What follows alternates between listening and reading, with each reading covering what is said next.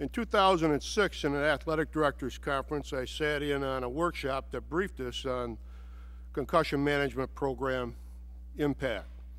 Being in the coaching business for close to 40 years and a witness to these types of injuries, this program and those like it had my attention. After taking this information back to our district superintendent, it was an easy sale. Any program or policy that would reduce injury risk to our student athletes is a priority for us. We were able within our school schedule to not only test our student athletes, but all our middle school and high school students. Each student is tested every other year. Our district, Caledonia-Mumford Central School, felt that an injury that can affect cognitive functions can happen to any of our students at home, to and from school, gym class, car accidents, etc.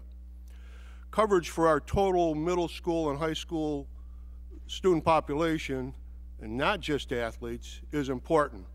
We tested grades 6, 8, and 10 this spring. For me personally, as a coach, it has taken the guesswork out of determining when a player is ready to return to action after a concussion. In the past, the return to play was based more on feel than facts. How many fingers am I holding up here? What's your girlfriend's name? Basically, you waited until the athlete was symptom-free, no headaches, if they were really honest with telling you that, and their primary care physician this. We would keep them out for a day and then let them return to practice. As a coach under the present system, I am much more comfortable relying on the post-testing and the re-entry protocol to aid in determining when an athlete is ready to compete or not. No real amount of thought was put into how severe the concussion was in the past, just when they could play. Second impact syndrome was not in our thoughts at all. Now we know that a second blow to the head while recovering from the first concussion is dangerous. It takes a lot less force to re-injure that brain. This testing is very important because it reveals the second impact syndrome, which is catastrophic and even fatal. The testing establishes when it is safe for the athlete to return to play, but there is no real standard recovery time. Our district initiated this testing in 2006. There was a question by parents of our student athletes as to why we were doing this, and it would be restricting their playing time. No parent or athlete wants to hear that any significant amount of playing time will be missed. But as our community became more aware of the safety rationale, they have become advocates for the testing, knowing their child's concussion will be managed properly.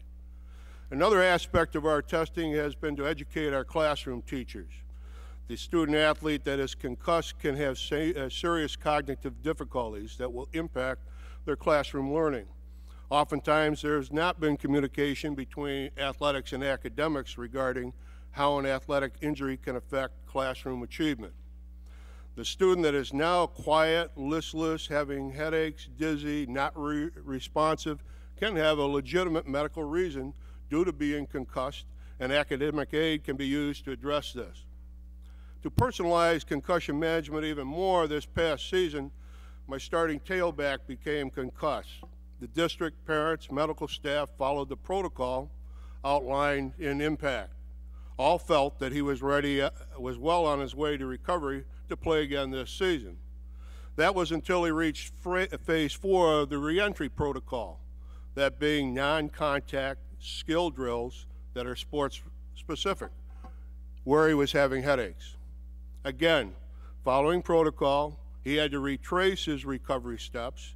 He did not return this season as an active player. He did, though, fully recover, start on our basketball team, competitively lift during our football off-season, is now enjoying a good track season. He will be ready for this fall's football season, his true passion.